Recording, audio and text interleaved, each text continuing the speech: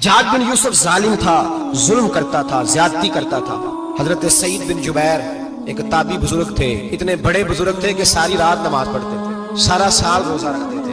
ایک دن انہوں نے منبر پہ بیٹھ کے کہا کہ حجاج ظلم سے باز آ جائے ورنہ اللہ کی لاٹھی بڑی بے آواز ہے۔ اللہ کی لاٹھی، اس کا کیا مطلب ہوتا ہے؟ اس کا مطلب ہے جب رب کی لاٹھی چلتی ہے تو اس کی آواز، جی اس کا پہلے کوئی پیغام، وہ پہلے اعلان نہیں کرتا کہ تگڑے ہو جاؤ لاٹھی چلنے لگی ہے، لاٹھی چلتی ہے پر اس کی آواز، سمجھ آ رہی ہے میری بات کی؟ جمعۃ الوداع کے لیے تشریف لانے والے عوام خاص غور فرمائیے گا۔ حجاج بن یوسف کو پتا چلا کہ حضرت سعید بن جبیر نے میرے خلاف بات کی، بلا لیا، کہنے لگا تو نے میرے خلاف بات کی ہے؟ فرمانے لگے کی ہے۔ کہنے لگا تجھے پتا ہے میں قتل کر دوں گا؟ آپ فرمانے لگے نہ تو زندگی کا مالک ہے نہ موت کا مالک ہے، تو کیسے قتل کر؟ کہنے لگا تجھے پتا ہے میرا؟ فرمایا میں نے تجھے نہیں، میں نے تو کئی شداد، کئی حماد، کئی قارون، کئی فرعون، کئی نمرود دیکھے، کئیوں کی داستانیں سنی، تو کون ہے؟ تو چھوٹا سا ہے۔ ایک جملہ ہے مولانا جلال الدین رومی کا، بڑے درویش تھے، ایک بات کہہ گئے، کہنے لگے نمرود جتنے پیسے نہیں، فرعون جتنی حکومت نہیں، قارون جتنی دولت نہیں، ورنہ فرمانے لگے میرے زمانے میں بھی کئی لوگوں کا خدا بننے کو دل کرتا ہے، کئی لوگوں کا دل کرتا ہے، لیکن نمرود جتنے پیسے، فرعون جتنی طاقت اور قارون جتنی دولت نہیں، ورنہ ہو سکتا ہے لوگ دعویٰ کر جائیں معاذ اللہ ثم معاذ اللہ۔ یہ آج سے کئی سو سال پہلے وہ کہہ رہے ہیں، آج وہ حالات بڑے ابتر ہیں، اس کی نسبت خطرناک۔ فرمانے لگے حضرت سعید بن جبیر تو زندگی موت کا مالک نہیں، کہنے لگا پکڑو، قتل کرو اسے، لے جاؤ۔ جب پکڑ کر کھینچ کر لے جا رہے تھے نا تو حضرت سعید بن جبیر مسکرانے لگے۔ ظالم کے سامنے مسکرائے تو اس کو بڑا غصہ آیا، یہ میرا مذاق اڑاتا ہے؟ بلا لیا، ادھر آؤ، کیوں مسکرا رہے ہو، کیا ہوا؟ تو حضرت سعید بن جبیر کہنے لگے میں مسکرا رہا ہوں تیری بیوقوفی پر اور اپنے اللہ کی دی ہوئی ڈھیل پر، میں مسکرا رہا ہوں کہ یا اللہ کیا بات ہے، کیا تیرا شان ہے، کیسے لوگوں کو ڈھیل دی ہوئی ہے، میں مسکرا رہا ہوں تیری بیوقوفی پر کہ تو سمجھتا ہے شاید مجھے پوچھنے والا کوئی نہیں۔ کہنے لگا اس کو باہر نہ لے جاؤ، میرے سامنے قتل کرو۔ ٹھیک ہے جی، قتل کرنے لگے تو حضرت سعید بن جبیر نے منہ کعبے کی جانب کر لیا، انی وجہت وجہی للذی فطر السماوات والارض حنیفا وما انا من المشرکین۔ جب آپ نے یہ آیتیں پڑھی نا کہ میں نے منہ کر لیا ہے اپنے رب کی جانب، کرو مجھے قتل، کہنے لگا نہیں نہیں، اس کا منہ پھیرو، کعبے کی طرف ہو کے قتل نہ ہو، ہے ظالم پر پاگل ہو گیا ہے۔ حضرت سعید بن جبیر کے حوصلے نے شکست دے دی، ناکام ہو گیا، مخبوط الحواس ہو، کہنے لگا اس کا منہ پھیر دو۔ جب کعبے سے پھیرا تو آپ فرمانے لگے للہ المشرق والمغرب فإنما تولى فثم وجه اللہ۔ اللہ فرماتا ہے تو مشرق اور مغرب سارا ہی اللہ کا ہے، جدھر بھی منہ کرو گے ادھر اللہ ہی اللہ ہے، جدھر بھی منہ کرو گے ادھر اللہ ہی اللہ ہے، چاروں جانب پھیر دے، جدھر منہ پھیرنا ہے تو نے پھیر دیا منہ۔ حضرت سعید بن جبیر کے گلے پہ خنجر رکھا تو آپ نے ہاتھ اٹھائے، کہنے لگے اے اللہ میرے بعد اسے کسی اور پر مسلط نہ کرنا، میرے بعد کسی اور پر مسلط نہ، بس میں آخری ہوں۔ جب آپ ذبح ہوئے تو اتنا خون نکلا، اتنا خون نکلا کہ لوگ کہتے ہیں جتنا اونٹ کے وجود سے نکلتا، تر ہو گیا سارا اس کا دربار۔ ایک سمجھدار آدمی کو بلا کے کہنے لگا اتنا خون میں نے پہلے کبھی، میں نے بڑے بندے قتل کرائے ہیں پر اتنا خون نہیں نکلا۔ تو وہ کہنے لگے لوگ مر جاتے ہیں، مرتے وقت ڈر جاتے ہیں، سہم جاتے ہیں، خون سکڑ جاتا ہے، لگتا ہے یہ شخص جب دنیا سے گیا ہے تو ڈٹ کے گیا ہے، یہ ڈٹ کے گیا ہے دنیا سے۔ حجاج بن یوسف رات کو سویا تو تڑپ کے اٹھا، کیا ہوا؟ گھر والے کہنے لگے کیا ہوا؟ کہنے لگے سعید بن جبیر خواب میں آئے اور کہتے ہیں اٹھ مجھے بتا تو نے مجھے کیوں قتل کیا، بتا بتا کیوں مارا۔ اگلی رات پھر سویا تو وہی خواب، پھر سویا تو وہی۔ گناہ نفسیاتی مریض بنا دیتا ہے، ظلم تجھے مخبوط الحواس کر دیتا ہے۔ جب تو زیادتی کرتا ہے تو اللہ فرماتے ہیں کہ تو اللہ کو بھولتا ہے، اللہ تجھے اپنا آپ بھلا دیتا، پھر تو بھول جاتا ہے، پھر تو سیدھے رستے پہ چلتا ہے پر بھٹک جاتا ہے، پھر تو صحیح رستوں کا تعین کر کے بھی گمراہ ہوتا ہے۔ عزیز دوستوں، بزرگوں اور بھائیوں، قرآن مجید نے دو چیزوں پر بڑا زور دیا ہے، ایک اللہ کو ماننا، اور اللہ کو ماننے کا مطلب ہے نبی پاک کو بھی ماننا، اللہ کو ماننے کا مطلب ہے کتابوں کو بھی ماننا، قرآن پاک کو بھی ماننا۔ لیکن دو باتیں آپ کو زیادہ ملیں گی، ایک ایمان، اور اس کے بعد سب سے زیادہ زور ہے ایمان بالآخرت پر، آخرت کو مانو۔ وَمِنَ النَّاسِ مَن يَقُولُ آمَنَّا بِاللَّهِ وَبِالْيَوْمِ الْآخِرِ وَمَا هُم بِمُؤْمِنِينَ۔ اللہ فرماتے ہیں کچھ لوگوں کا دعویٰ ہے کہ ہم اللہ اور آخرت پر ایمان رکھتے ہیں، حالانکہ وہ ایمان نہیں رکھتے، دعویٰ کرتے ہیں، نفاق کا مظاہرہ کرتے ہیں، منافقت کرتے ہیں۔ جو اللہ کو ماننے والا ہوتا ہے اس کا رنگ اور ہوتا ہے، جس کو پتا ہوتا ہے قیامت کے دن اللہ کے حضور کھڑے ہونا ہے، اس کے اعمال یہ نہیں مانتے، کہتے ہیں ہم مانتے ہیں پر مانتے، دعویٰ ہے کہ ہم مانتے ہیں آخرت کو بھی اور اللہ کو بھی، پر نہیں مانتے۔ قیامت قائم ہونا ضروری ہے، اگر وقوع قیامت نہ ہو تو ظالم کی تو موجیں لگ گئیں، جابر تو موج کرے گا، فاسق اور فاجر تو کہیں گے دنیا میں بھی ہم اپنے اقتدار کے زور پر جیتے رہے، آج بھی ہمیں پوچھنے والا کوئی نہیں۔ عقلاً نقلاً قیامت کا قائم ہونا ضروری ہے۔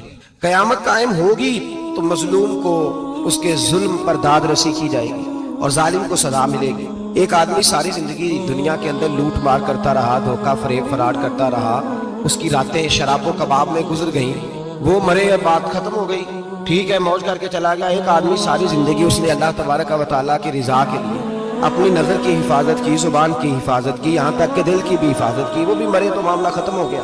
اس طرح تو پھر سرکش کا کچھ بنے گا ہی نہیں۔ نظام زندگی ساری اس کی سوچ ختم ہو کے رہ جائے گی اگر قیامت قائم نہیں ہوتی۔ قیامت کا قائم ہونا حق ہے، اس لیے قرآن مجید نے ایک جگہ پہ نہیں 20 جگہ پہ یہ بیان فرمایا ہے کہ قیامت ضرور قائم ہے، قیامت، اور وہ قائم ہو کر اپنے سارے لوازمات سمیت قائم ہوگی۔ میرے نبی پاک صلی اللہ علیہ وسلم نے فرمایا مظلوم کو حق ملے گا، ظالم کو سزا ملے گی۔ جابر اس دن اللہ کی بارگاہ میں رسوا کیے جائیں گے، جن پر جبر کرتے رہے انہیں اللہ کے حضور سے عطا کیا جائے گا۔ قیامت کا وقوع ہونا ضروری ہے، اور قیامت تو جب قائم ہوگی تب ہوگی۔ دنیا میں بھی ایسا ہوتا ہے، ظلم کا انجام ٹھیک نہیں ہوتا، جبر کا انجام، جھوٹ کی زندگی لمبی نہیں ہوتی، دھوکے فریب فراڈ ملمہ سازی، ان چیزوں کی عمریں اللہ نے تھوڑی رکھی ہے۔ وقتی طور پر ظالم کو، دھوکے باز کو، جابر کو جو مہلت ملتی ہے وہ سمجھتا ہے میری سیاست کام کر رہی ہے، وہ سمجھتا ہے میں بڑا دانا ہوں، بڑا چالاک ہوں، دیکھ لو اتنے ظلم کے، جبر کے، دھوکے کے باوجود بنا ہوا ہوں۔ حالانکہ اللہ کی طرف سے اسے مہلت ملتی ہے اور بڑا ہی مہربان ہے۔ مہلت اس طرح دیتا ہے کہ میرے نبی پاک علیہ السلام نے فرمایا جب میرا مسلمان نیکی کرتا ہے تو اللہ فرشتوں سے فرماتا ہے 70 گناہ بڑھا کے لکھ لو اس کی نیکی، 70 گناہ، اور جب گناہ کرتا ہے تو اللہ فرماتا ہے ٹھہر جب ابھی لکھنا نہ، اسے ٹائم دو، یا اللہ کتنا، فرمایا 24 گھنٹے تو دو، ہو سکتا ہے توبہ کر لے، یہ اس کی مہربانی ہے۔ اب وہ جو اللہ نے مہلت دی ہے نا کہ شاید توبہ کر لے، لوگ سمجھتے ہیں میری چالاکی کی وجہ سے نظام سیٹ چل رہا ہے، میں بڑا تیز ہوں، 2 4 5 باتیں بولتا ہوں سب صحیح ہو جاتا ہے، لوگ اس کو اپنی دانائی سمجھ لیتے ہیں، حالانکہ وہ اللہ کی طرف سے۔ فرعون نے کئی 100 سال حکومت کی اور اس طرح اس نے ظلم کیے کہ لاکھوں اور ہزاروں بچے قتل ہی کرا دیے، 12,000 عورتوں کے پیٹ میں حمل تھا اس نے ضائع کرا دیا۔ جب حضرت موسیٰ علیہ السلام اپنی قوم کو لے کے نکلے، راستے میں دریا آ گیا، فرعون پیچھے لگا ہوا تھا، وَإِذْ فَرَقْنَا بِكُمُ الْبَحْرَ فَأَنْجَيْنَاكُمْ، اللہ فرماتے ہیں تمہارے لیے میں نے دریا کو پھاڑا اور تمہیں نجات دے دی، وَأَغْرَقْنَا آلَ فِرْعَوْنَ، اور فرعون کو غرق کر دیا، وَأَنْتُمْ تَنْظُرُونَ، تم کھڑے دیکھ رہے تھے۔ اب جب حضرت موسیٰ دریا کے کنارے پہنچے تو فرعون بھی پیچھے آیا۔ فرعون لوگوں سے کہا کرتا تھا کہ میں کہتا ہوں تو دریا چلتا ہے، میں کہتا ہوں تو ہوائیں آتی ہیں، میرے حکم کے پابند ہے سارے۔ جاگ رہے نا آپ حضرات، غور فرمائیے گا بات پر، دعویٰ تھا اس کا کہ میں کہتا ہوں تو نظام زندگی چلتا ہے۔ اب جب دریا کے کنارے پہنچی حضرت موسیٰ علیہ السلام تو اللہ نے حکم دیا کہ آپ عصا مارے۔ جناب موسیٰ نے عصا مارا، 12 رستے بن گئے۔ اب حضرت موسیٰ کی قوم گزر رہی تھی تو فرعون سے پوچھنے لگے کہ تو کہتا تھا میرے حکم سے چلتا ہے، تو وہ تو حضرت موسیٰ نے ڈنڈا مارا ہے تو رستہ بن گیا ہے۔ باز نہیں آتا انسان باز بنے بڑے اس کے پاس بڑی دلیلیں ہیں، جھوٹ سچ بول کے اپنے آپ کو مطمئن کرتا ہے، آخر دم تک تبدیل ہونے کو تیار نہیں ہوتا، دلیلیں گھڑتا رہتا ہے، بناتا رہتا ہے، شور کرتا ہے جان بوجھ کے۔ بھئی تو کہتا تھا میرے چلانے سے چلتا ہے، تو باز ابھی بھی نہیں آیا، کہنے لگا میں نے حکم دیا ہے کہ ذرا پھٹ جا، مجھے یہ زندہ چاہیے۔ باز رسی جل گئی، بل کہنے لگا میں نہیں کہا ہے دریا کو کہ یہ مجھے زندہ چاہیے، میرے بھاگے ہوئے ہیں تو اس لیے پھٹا ہے، تو آؤ میرے ساتھ دریا کراس کریں۔ تو پتا تو ان کو بھی تھا نا جتنا تو رب بنا ہوا ہے، پتا تو تھا، سارے جانتے تھے۔ کہنے لگے تو پہلے کراس کر، اگر تو پہنچ گیا تو ہم بھی پیچھے آتے ہیں۔ اب چاروں ناچار، ایک روایت تو یہ ہے کہ یہ جب خدائی کا دعویٰ کرتا تھا نا، تخت پہ بیٹھا ہوتا تھا، تو ایک دن حضرت جبریل آئے اس کے پاس انسانی شکل، تو کہنے لگے میں بڑی دور سے آیا ہوں تو ایک مسئلہ پوچھنا تھا۔ کہا پوچھو۔ کہنے لگے ایک غلام تھا کسی بادشاہ کا، تو بادشاہ نے اسے تھوڑی دیر کے لیے ایک علاقے کی سربراہی دے دی۔ کتنی دیر کے لیے ہمیں سربراہیاں ملتی ہیں؟ کیوں جی؟ تھوڑی دیر کے لیے ملتی ہے نا، تھوڑی دیر کے لیے سربراہی دے دی ایک غلام کو۔ ذرا بات کو سمجھیے، حضرت جبریل پوچھتے ہیں، کہتے ہیں سربراہی مل گئی، اب وہ مالک ہی بن کے بیٹھ گیا ہے، وہ بات ہی نہیں سنتا، اس کو تھوڑی دیر کے لیے بنایا تھا، وہ تو خدائی کا دعویٰ کرنے لگا ہے، آپ بتائیں اس کا انجام کیا ہونا چاہیے؟ یہ مسئلہ پوچھنے آیا ہوں۔ تو فرعون کہنے لگا اس کا انجام یہ ہے کہ اسے پانی میں غوطے دے دے کے مار دے۔ انجام کیا ہے؟ بولیے کیا انجام ہے؟ کیا انجام ہے جی؟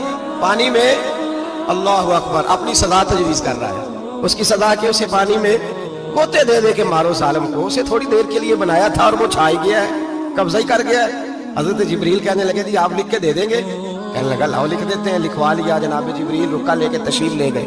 اب جب فرعون دریا میں آیا نا تو اللہ نے حکم دیا مل جا۔ جب دریا ملا چیخنے لگا، تو حضرت جبریل آئے کہنے لگے تیرا ہی فتویٰ ہے، یہ تیری سزا ہی ہے نا، ہم بھی بڑی سزائیں تجویز کرتے ہیں، یہ جھوٹا ہے جی، اس کا تو فلانا علاج ہونا چاہیے، تو اگر تو جھوٹ بولے تو یہ فلانا بڑا جاور ہے جی، اس کے ساتھ اس طرح ہونا چاہیے، تو اگر تو یہ کام کرے تو جو سزا تو لوگوں کے لیے تجویز کر رہا ہے تو اپنے بارے میں بھی سوچ۔ اب جب ہوتے آئے نا آخری وقت دیکھا وہ فرعون جو کہتا تھا میری مرضی سے دریا چلتا ہے، علامہ ساوی نے تفسیر ساوی میں لکھا ہے تڑپ کے رونے لگا۔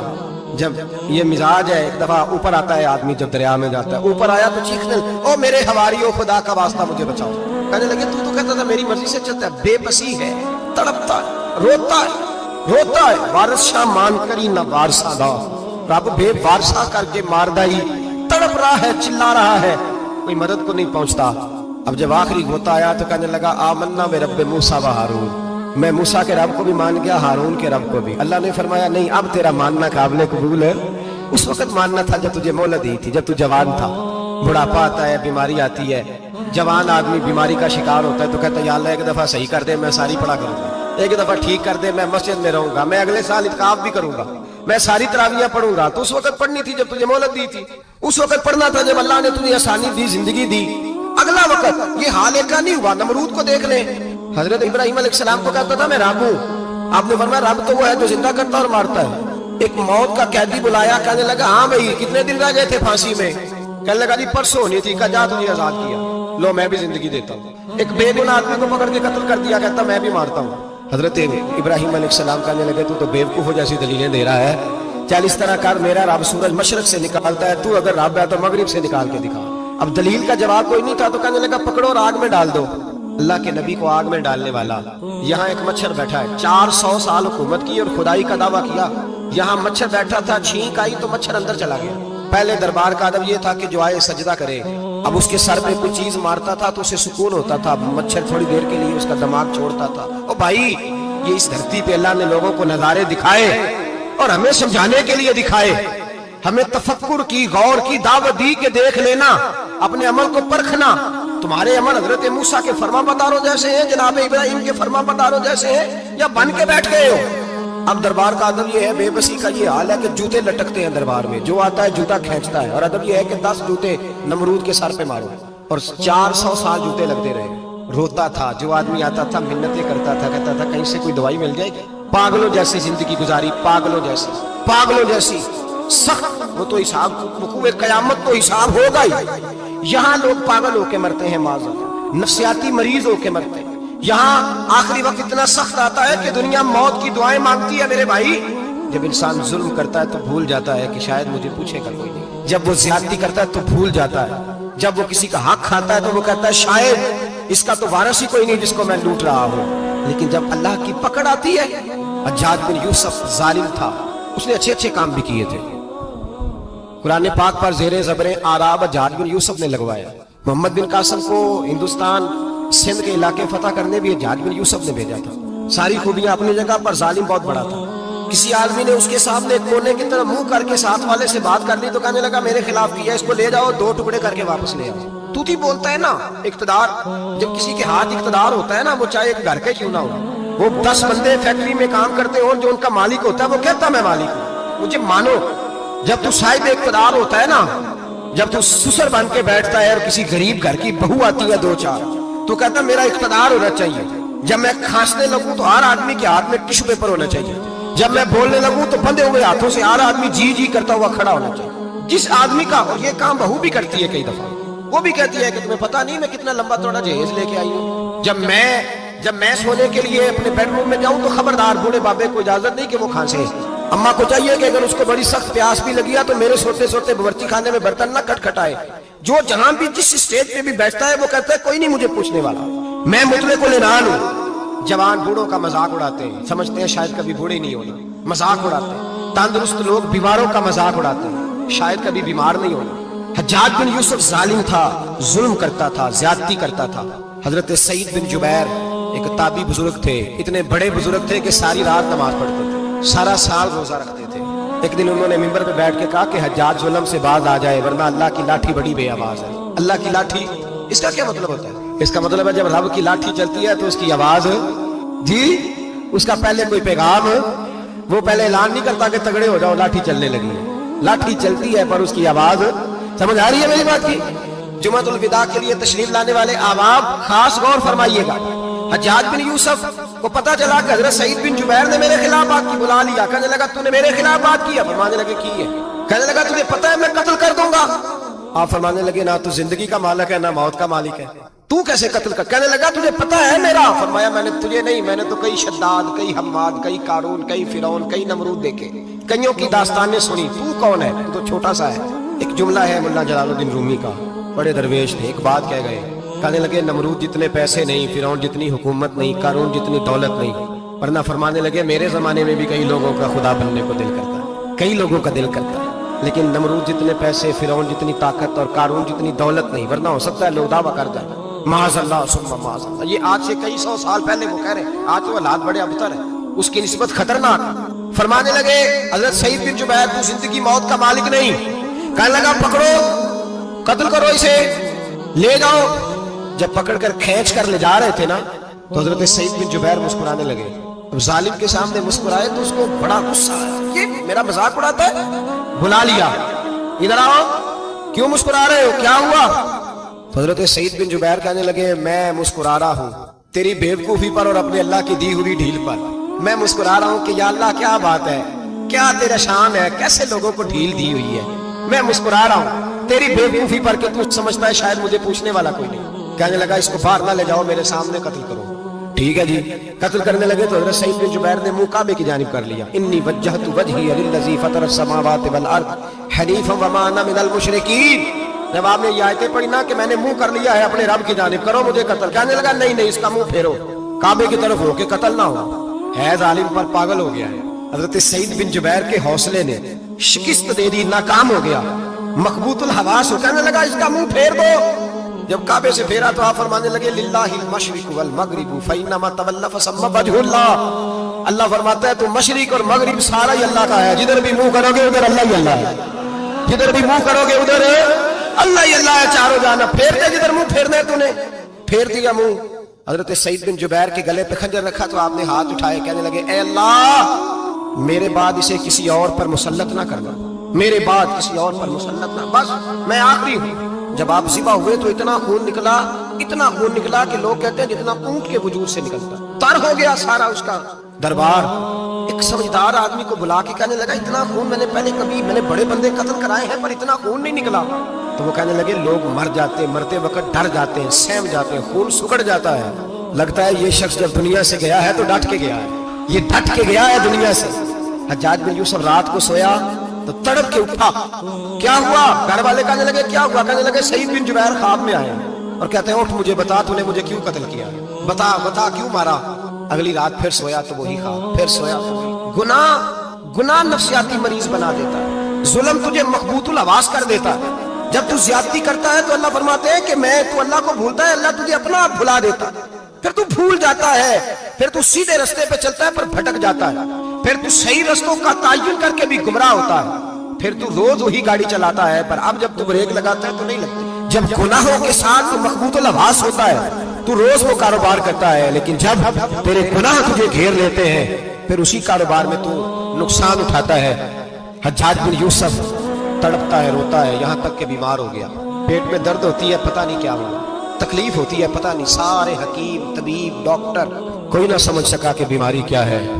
जो बीमारियां खुदाई होती हैं उनका लोगों को पता, जो आजमाइशें रब की जानिब से होती हैं वो डॉक्टरों के हत्थे नहीं चढ़ती। जो तकलीफें अल्लाह देता है उनका हकीम तबीब इलाज नहीं कर पाते, मुश्किल। और शिफा उसी वक्त होती है जब अल्लाह देना चाहे, और जब रब ही देना ना चाहे तो बड़े बड़े डॉक्टर कहते हैं कि हमारे बस की बात नहीं रही।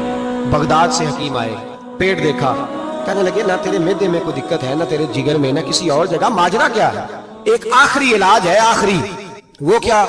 गोश्त का छोटा सा टुकड़ा धागे के साथ बांध के मुंह में डाला और फिर एक बारीक सा तिनका लेके उसको अंदर डालने लगे गले में। वो गोश्त का टुकड़ा जब हलक के अंदर उतर गया, उस हकीम ने वापस खींचा तो कैसे ऐसी बदबू आई जैसी कभी सूंघी न थी। जानवर, कीड़े मकोड़े लगे हुए बाहर निकले और जब देखा तो जितने महल में लोग बैठे थे चिल्लाते हुए निकल गए कि ये क्या मुसीबतें हैं। हकीम भी उठ के दौड़ने लगा, कहा तुझे क्या हुआ? कहने लगे हज्जाज तेरी बीमारी जमीनी नहीं, तेरी मुसीबत जमीनी नहीं, کہا میری مرض تک تم کیوں نہیں پہنچ پا رہے؟ تو کہنے لگے لگتا ہے تو بد دعا کا مریض ہے، لگتا ہے تو ظلم کا مریض ہے، تو جبر کا مریض ہے۔ تڑپتا رہا، سسکتا رہا۔ ایک وقت وہ بھی آیا کہ گھر والوں نے کمرے میں بند کر کے تالا لگا دیا، دیوار سے ٹکرے مارتا۔ او بھائی، جو گناہوں کے بیمار ہوتے ہیں انہیں شفا نہیں ہوتی، جو ظلم، جبر، بربریت کے بیمار ہوتے ہیں انہیں سکون قلبی میسر نہیں آتا۔ دوائیاں ان بیماریوں کی بنی ہوئی ہیں جو بیماریاں زمینی ہیں، جو بیماریاں خوراک کی بد پرہیزی سے ہوتی ہیں، جو گناہوں کی بد پرہیزی سے ہوتی ہیں، ان کی بیماریاں، ان کی شفا توبہ ہے، ان کی شفا رجوع اللہ ہے، ان کی توبہ اللہ سے معافی مانگنے سے شفا ہوتی ہے۔ حجاج جب مرنے لگا تو بلایا، یہ رنگ بھی ذرا ملاحظہ کیجیے گا، 2-4 قریبیوں کو بلایا۔ پتا ہوتا ہے نا اپنے کرتوتوں کا آدمی کو، پتا سارا ہے سردار مفتی ہے، پتا ہوتا ہے سارا۔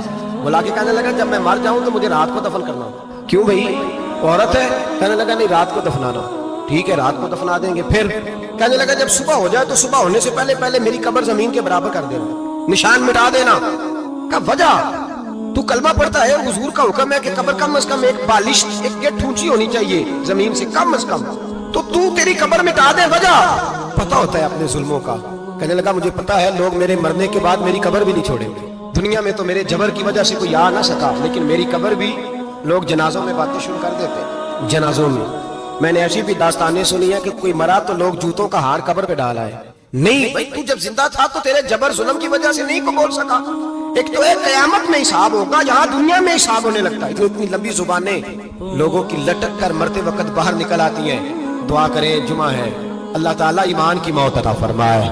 دعا فرمائے رب تعالیٰ اللہ تبارک و تعالیٰ توبہ کر کے جانے کی توفیق عطا فرمائے۔ جاگے جاگے اور سنے اور دعا کرے، اے اللہ تو ہمیں ظلم سے ویسے ہی محفوظ فرما، اگر ہم زیادتی کرنے لگے تو اے اللہ ہمیں اسے منع فرما، ہمیں اسے تو یہ توفیق دے کہ ہم بھاگ آ جائیں اس گناہ سے۔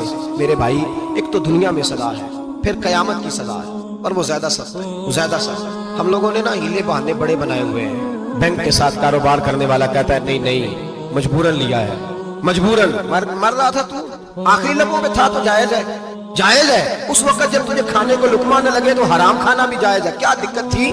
کیوں اللہ رسول کے مقابلے میں کھڑا ہوا تو؟ کیوں سود کا دھندا کیا؟ کیا تکلیف تھی؟ کہاں تو الجھ گیا تھا؟ ہم جان بوجھ کے اپنے لیے جہنم کٹھی کرتے ہیں، پھر کہتے ہیں سکون نہیں زندگی میں۔ کہاں سکون آئے گا؟ کیسے آئے گا؟ ہم نے خود آگ لگائی ہے چمن میں اپنے، جو قیامت کی سزا ہے۔ میرے نبی پاک علیہ السلام نے فرمایا رب تمہیں سامنے کھڑا کرے گا، اور کس طرح کھڑا کرے گا؟ فرمایا لوگوں کے وجود سے کپڑے اتر جائیں گے، زمین اس طرح دہکے گی جس طرح تانبا زمین پہ رکھا جائے اور آگ جلائی جائے۔ تانبا دیکھا آپ لوگوں نے؟ یہ بھی گرمی گزری ہے نا، تو فرش پر جب سورج پڑتا تھا تو ننگے پاؤں چلا نہیں جاتا تھا۔ صحیح کہہ رہا ہوں؟ ننگے پاؤں، بچے کا پیر زمین پہ لگتا تو چیخ اٹھتے، کہتے وہ جل گیا پیر، حالانکہ یہ فرش دنیا کے۔ اور اگر تانبے کے اندر خاصیت ہے کہ اگر کوئی دھات جلدی اور زیادہ گرم ہوتی ہے تو وہ تانبا ہے۔ میرے نبی نے مثال دی تو اس کی دی جو سخت تھا، فرمایا تانبے کی طرح زمین تپائی جائے گی، اور پھر ننگے پاؤں رب تمہیں کھڑا کرے گا۔ آج سورج کی پشت تمہاری جانب ہے، قیامت میں منہ تمہاری جانب ہوگا۔ نیزہ آپ نے دیکھا ہوگا، نیزہ ہوتا تھا، فرمایا یہ جو تم نیزے دیکھتے ہو صرف 1.25 نیزے کے برابر سورج قریب آ جائے گا، اور پھر اللہ تمہیں سامنے کھڑا کر کے تم سے سوال جواب کرے گا۔ اور حضور نے کہہ دیا ہے تو اب کسی نعت خواں کے کہنے سے بات بدل سکتی، کسی پیر کے کہنے سے جملہ بدل سکتا، کسی خطیب کے کہنے سے فکر نہ کرنا وہ سامنے جنت پڑی ہے، اب بات بدل سکتی۔ خدا کی رحمت پر بھروسہ رکھنا ضروری ہے، نبی پاک کی شفاعت کی امید رکھنا، بولیے، لیکن جو حضور نے بیان کیا ہے اس کو ماننا بھی یہ بھی ضروری ہے۔ میرے نبی پاک نے فرمایا اللہ تم سے حساب لے گا اور اللہ پوچھے گا، تم نے جواب دینا ہے۔ حضور کس شے کا؟ فرمایا جو پہنتے ہو اس کا جواب نہیں دینا، جو کھاتے ہو اس کا جواب نہیں دینا، جو اللہ کے راستے میں دیتے ہو اس کا جواب، باقی ہر شے کا جواب دینا ہے۔ ادھر جو پلاٹ ہے اس کا بھی جواب دینا ہے، اور جو بچوں کو پیسے بتائے ان کا بھی جواب دینا ہے، جو چھپائے ہیں ان کا بھی۔ ثم لتسألن یومئذ عن النعیم، جو کمیٹی اپنے محلے میں ڈالی ہے اس کا بھی جواب دینا ہے، جو سسرال کے علاقے میں ابا جی سے چوری ڈالی ہوئی ہے اس کا جواب بھی، سب کا جواب دینا ہے، تمام حساب کتاب۔ اور اللہ فرماتے ہیں میں سامنے کھڑا کر کے ہر سوال کا تجھ سے جواب، تجھے ہر سوال کا جواب صاحب۔ اچھا یہ جو بڑے لوگ تھے وہ حساب سے ڈرتے تھے، ہم چھوٹے لوگ ہیں ہم حساب سے ہم نہیں ڈرتے، ہم کہتے ہیں دیکھی جائے گا۔ بڑے لوگ جو تھے وہ حساب سے، حضرت ابوبکر صدیق دعا کرایا کرتے تھے، دعا کرو اللہ مجھ سے حساب نہ پوچھے۔ حضرت عمر فاروق رضی اللہ تعالیٰ عنہ اپنے بیٹے سے کہتے تھے بیٹا اپنے باپ کے لیے رحمت کی دعا کرنا، میں درگزر والا ہوں, میں حساب والا کوئی نہیں. بڑے لوگ ڈرتے تھے, بڑے لوگ. حضرت عثمان غنی قبر پہ کھڑے ہوتے تھے تو داڑھی آنسوؤں سے بھیگ جاتی. غلام کہتے ہیں حضور 3 دفعہ نبی پاک نے آپ کو جنت کی بشارت دی, 3 دفعہ بشارت دی ہے, تو آپ کیوں اتنا روتے ہیں؟ عثمان غنی فرماتے جس رسول نے مجھے جنتی کہا ہے اسی محبوب نے مجھے فرمایا تھا عثمان قبر آخرت کی منزلوں میں سے پہلی منزل ہے. اور آپ فرماتے میرے تو کمرے میں دیا گل ہو جائے تو مجھے ڈر لگتا ہے, اس میں تو مکمل اندھیرا ہے. آپ فرماتے کھڑکیاں بند ہو تو دم گھٹنے لگتا ہے, اس کو تو دروازہ ہی کوئی نہیں, روشن دان تک نہیں. بھائی جو بڑے تھے وہ ڈر رہے تھے. مولا علی شیر خدا نماز کا وضو کر کے کانپتے تھے, کانپتے. علی آپ مرحب کے سامنے نہیں کانپے, خیبر کا دروازہ اکھاڑتے نہیں کانپے, بدر احد خندق حنین اور خیبر میں نہیں کانپے, تو یہاں آپ فرمانے لگے مالک کے سامنے جاتے ہوئے ڈر آتا ہے. بڑے لوگ کانپتے تھے, بڑے لوگ. آج کون سا جمعہ ہے؟ سارے بولیے. حالانکہ یہ اگلے سال دوبارہ آئے گا, ہمارا نہیں پتا کہ ہم ودا ہو جائیں گے کیا بنے. یہ کون سا جمعہ ہے؟ آیا جمعہ تو آئے ہم آج ایک فکر لے کر کے جائیں, ایک سوچ. جہاں روز رات کو بیٹے کی ٹینشن, بیٹی کی ٹینشن, بھائی کی ٹینشن, پوتے کی ٹینشن ہوتی ہے نا, ایک ٹینشن اور اپنے آج ایک ٹینشن بڑھا لو, قبر کی ٹینشن پیدا کر لو, قیامت کی تھوڑی سی فکر کر لو, تھوڑی سی, ایک لمحے کے لیے صحیح تھوڑا خیال پیدا کرو. حضرت حسن بصری نام سنا ہوا ہے نا, یہ حضرت علی کے شاگرد تھے, نبی پاک کے گھر میں آ جاتے تھے کئی دفعہ, بچے تھے جب. حضرت حسن بصری تابعی ہیں, فرماتے ہیں خانہ کعبہ میں عمرہ کرنے گیا, طواف کعبہ کر رہا تھا تو بڑا عجیب منظر ہوا, رات کی تنہائی ہوئی. اس وقت کئی دفعہ طواف بند بھی ہوتا تھا, اس لیے کہ رش کم ہوتا تھا تو رات کو سب سو جاتا تھا. کہتے ہیں رات ذرا گہری ہوئی تو لوگ اپنا اپنا خیمہ لے کے جاتے تھے. اب تو ہوٹل ہے نا تو خیمے لگتے تھے, لوگ خیمہ لے کے جاتے تھے, جہاں جگہ ملتی تھی خیمہ لگا کے رہتے تھے. فرماتے میں رات کو سویا خیمے میں, ایک دردناک آواز آئی, میٹھی ہے دھیمی ہے پر درد بڑا ہے. کوئی رونے والا رو کے کہتا ہے اللہ حساب قیامت میں مجھ سے نہ لینا, اے اللہ تنہائی میں جتنا مرضی حساب لینا پر لوگوں کے سامنے نہ لینا. اور پھر کہتا ہے اے اللہ فضل تو تب کرے جب تو میرا حساب پوچھے ہی نہ. پھر چند منٹ گزرے تو پھر وہ رونے لگا, میرے کانوں میں آواز آئی, کہنے لگا اے اللہ حساب تو ان کا لیا جاتا ہے جو حساب کے قابل ہوتے ہیں. اعلیٰ حضرت کہتے ہیں نا رضا سے تو کیا حساب لے گا, رضا بھی کسی حساب میں ہے. اے اللہ میں قابل نہیں, مجھ سے حساب نہ لینا. کہتے تھوڑی دیر گزری تو پھر وہ رونے لگا, پھر ذرا سانس سنبھلے تو پھر کہنے لگا اے اللہ میں تو لوگوں کو کوئی بندہ حساب پوچھ لے تو نہیں دے سکتا, میں تجھے کیسے حساب دوں گا. پھر تڑپنے لگا. کہتے تھوڑی دیر گزری تو پھر ایک لفظ انہوں نے کہے رونے والے نے, کہنے لگے اللہ دیکھ تیرے محبوب کا فرمان ہے جو معافی مانگے تو اسے معاف کر دیا کرتا ہے. اے اللہ میں معافی مانگنے آیا ہوں اور مسجد نہیں آیا, میں کعبۃ اللہ ہی آ گیا ہوں. کہتے ہیں وہ اتنا روئے کہ چیخ آئی ان کی, اور جب دھڑام سے کوئی زمین پہ گرا تو میں پریشان ہوا کہ اب تو بے ہوش ہو گیا. فرماتے ہیں میں زور سے اٹھا فٹافٹ اور اس شخص کی طرف بڑھا. میرے دل میں خیال ہے کوئی گنہگار ہے بیچارہ, تو چلو میں بھی دعا کرتا ہوں, اس کو کہتا ہوں بیٹے فکر نہ کر, اللہ تیری مدد کرے گا. فرماتے ہیں میں گیا اس نیت کے ساتھ کہ میں کہوں گا چلو اٹھو تم بھی دعا کرو, میں بھی کرتا ہوں, اللہ ہم سے حساب نہ پوچھے. کہتے میں گیا تو وہ شخصیت بے ہوش پڑی تھی, کالے سیاہ بال ان کے چہرے پہ بکھرے ہوئے تھے. کہتے لوگوں جب میں نے زلفیں ہٹائیں چہرے سے تو میرا وجود کانپنے لگا, آسمان ٹوٹ پڑے گا, زمین پھٹ جائے گی, ستارے بکھر جائیں گے, آگ بہ جائیں گے سمندر. فرماتے ہیں میری چیخیں نکل گئی, یہ کوئی گناہگار تو نہیں, یہ تو حضرت فاطمہ کے پوتے امام زین العابدین ہے, یہ تو امام حسین کا وہ بیٹا ہے جو کربلا میں تنہا بچے تھے. فرماتے ہیں میں امام کا چہرہ دیکھا تو بھاگ کے آیا, اور میں نے اپنی داڑھی ان کے پیروں کے ساتھ مس کی, اور میں نے کہا حضور اٹھیے. امام اٹھے تو میں نے کہا شہزادے تیرے تو اشارے سے اللہ کئی گناہگاروں کو بخشے گا, تیری تو دعا سے اللہ بخشے گا, یہ کیا کر رہے ہو؟ تو امام زین العابدین کہنے لگے حسن بصری ادھر آ یار, ادھر آؤ بزرگو, میرے دادا کے پاس رہنے والے ہو, میں نے نا آج ہی سنا ہے کہ اس کا عذاب بڑا سخت ہے, آؤ میرے لیے دعا کرو, اللہ پاک مجھ سے حساب نہ پوچھے. کہا حضور نہ کریں. اب فرمانے لگے تجھے نہیں پتا کچھ چیزیں ایسی ہیں کہ رب نے اگر حساب پوچھا تو میں واقعی جواب نہیں دے پاؤں گا, چل کر میرے لیے دعا. کہتے میں نے ہاتھ باندھے, حضور میں نہیں کرتا, اٹھا کہہ. فرماتے میں نے ہاتھ اٹھائے, میں نے کہا اللہ تیرے رسول کا شہزادہ ہے, یہ تیرے رسول کا شہزادہ یہ کہہ رہا ہے تو فضل کا. وہ بھائی جو بڑے تھے وہ تو تڑپتے تھے, سسکتے تھے. وہ علی ہیتی کہتے خانہ کعبہ میں پتھر پہ سر رگڑ رگڑ کے کوئی بوڑھا کہہ رہا تھا اے اللہ اول تو حساب نہ لینا, اور اگر لینا تو مجھے اندھا کر کے اٹھانا, میں تیرے نیک بندوں کے سامنے شرمندہ نہیں. اقبال رو پڑے, اقبال کچھ لوگوں نے لکھا ہے یہ آخری ربائی ہے ڈاکٹر اقبال کی, آخری.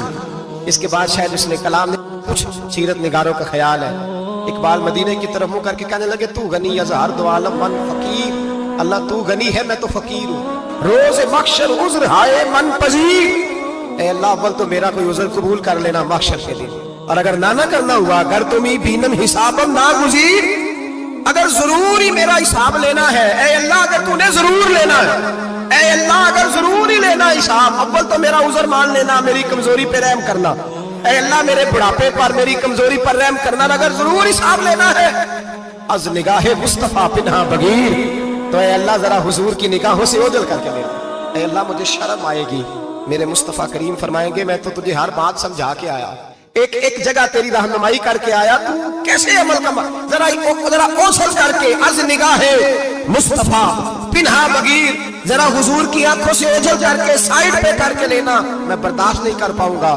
حضرت ابو علی ایتی کہتے ہیں بابے نے سر رکھا ہوا ہے اور کہتے ہیں اللہ مجھے اندھا کر کے اٹھانا، فرماتے ہیں میں گیا، میں نے کہا چلو میں دعا کرتا ہوں جا کے، فرماتے ہیں جب میں نے جا کے بزرگوں کی کمر پہ ہاتھ رکھا، ان کا چہرہ دیکھا تو یہ کوئی گناہگار تو نہیں، یہ تو بغداد کے پیر عبد القادر جیلانی ہے، یہ تو محبوب سبحانی غوث سمدانی ہے، یہ تو وہ شخص ہے جو قدم لگائے تو اللہ ولایت عطا کرتا ہے۔ جو بڑے تھے وہ ڈر رہے تھے، معین الملت والدین عطائے رسول ہند الولی غریب نواز حضرت خواجہ معین الدین اجمیری رحمت اللہ علیہ، خواجہ قطب الدین بختیار کاکی کو تنہائی میں بلا کے کہنے لگے معین الدین سید زادہ ہے، معین الدین حضور کے خاندان میں پیدا ہوا ہے، معین الدین سے اس کے پیر کو بڑی امیدیں تھیں، معین الدین کو رسول پاک نے ہندوستان بھیجا تھا، پر قطب الدین یار معین الدین تبلیغ کا حق نہیں ادا کر سکا۔ حضرت خواجہ قطب الدین کہنے لگے حضور 90 لاکھ تو مسلمان کر دیے، اور کیا حق تھا؟ فرمایا نہیں، جب تو تہجد کی نماز پڑھے نا بیٹا اپنے لیے دعا مانگنا تو خدا سے کہنا مولا میرے پیر کی کوتاہیاں معاف کر، وہ جس اعزاز کا تھا وہ کام نہیں کر سکتا، جو بڑے تھے ان کی تو باتیں بڑی تھی، یہ جو ہم چھوٹے آئے ہیں نا نئے ٹکٹیں دیتے پھرتے، ٹکٹیں، بے نمازی جاہل ان پڑھ بھی ٹکٹیں بانٹتا ہے لوگوں کو، تو بھی بخشا ہے تو بھی بخشا ہے، وہ 90 لاکھ لوگوں کو رائے حق پر لگا کے بھی کہتے تھے نہیں حق تو یہ ہے کہ حق ادا نہ ہوا، حق تو یہ ہے کہ حق کوئی شاہی پلے نہیں، ڈٹا ہوا کھڑا ہے مسلمان، ڈٹا ہوا، یہ حساب سنے۔ کسی نے حضرت ابو ہریرہ سے کہا کہ کوئی ایسی حدیث سناؤ جو آپ کو بھی بڑی محبوب ہو، حضرت ابو ہریرہ نے چیخ ماری، رونے لگے اور بے ہوش ہو گئے، پھر ہلایا پانی پلایا، اٹھے، کہا حضور بات کی تھی حدیث سنائے، پھر رونے لگے۔ ہمیں تو نہیں نہ رونا آتا، ہمیں تو تب آتا ہے جب بیٹا بات نہ مانے، ہمیں تو تب آتا ہے جب کاروبار میں نقصان ہو جائے، ہمیں تو تب رونا آتا ہے جب ہمارا کوئی دوست ہمارے بارے میں غلط بات کر دے، بے عزتی دنیا کی ہو۔ حضرت ابو ہریرہ 3 دفعہ ہوش آیا، 3 دفعہ روئے اور کہنے لگے عزیزو یہ وہ والی حدیث ہے کہ میں سوچتا بھی ہوں تو میں تڑپ اٹھتا ہوں۔ کہا کون سی حدیث؟ تو حضرت ابو ہریرہ کہنے لگے میں نے نبی پاک سے سنا ہے قیامت میں سب سے پہلے علماء کا حساب ہوگا، سب سے پہلے علماء کا، رب کریم فرمائے گا تمہاری دین کے نام پر بڑی موجیں تھیں، تمہارے بڑے پوسٹر چھپتے تھے، لائنیں بنا کے لوگ تمہارے ہاتھ چومتے تھے، لوگ تمہاری گڑی کو بھی چومنا اپنے لیے سعادت سمجھتے تھے، بتاؤ میرے رسول کے نام پر کھانے والوں کیا کر کے آئے ہو؟ عمل بتاؤ، عمل، موج بڑی کی نا تم نے، بتاؤ عمل۔ علماء عالم عرض کرے گا اے اللہ میں جگہ جگہ تیرے رسول کے دین کی بات کرتا تھا، میں قرآن کے درس دیتا تھا، میں راتیں بیدار رہ کے تیاریاں کرتا تھا، میں جو بن سکا کیا۔ رب فرمائے گا نہیں، تو نے تو اس لیے کیا تھا کہ لوگ تجھے پیر صاحب کہیں، مولانا صاحب کہیں، تیرے نعرے لگائیں، تو لگے نہیں پھر تیرے نعرے، پھر لوگوں نے لمبے لمبے القابات پکارے نہیں تیرے۔ حضور سید عالم علیہ السلام فرماتے ہیں پہلا حساب اس کا لے گا جو عالم کہلاتا تھا، رب پوچھے گا تجھے طاقت دی، ہمت دی، بولنے کی صلاحیت دی، اپنے فضل سے دی، بتا کیا کما کے آیا ہے۔ حضرت ابو ہریرہ روتے ہیں، کہتے ہیں میں بھی تو حدیثیں سناتا ہوں، میں بھی تو عالم ہوں، میرے پیچھے بھی تو لوگ بھاگتے ہیں، لوگوں بتاؤ اگر اللہ نے ابو ہریرہ سے پوچھا تو کیا جواب دے گا؟ اللہ فرمائے گا علماء کے لیے بخاری مسلم ہے، انہیں اٹھاؤ اور جہنم میں ڈال دو۔ امام غزالی فرماتے ہیں اگر کسی عالم کو سزا ملی تو سب سے سخت عالم کو ملے گی۔ دعا فرمائیں اللہ میرے جیسے لوگوں کو ہدایت کا رستہ عطا فرمائے، اور جو کہتے ہیں سمجھتے ہیں اللہ اس پر عمل کی توفیق عطا فرمائے۔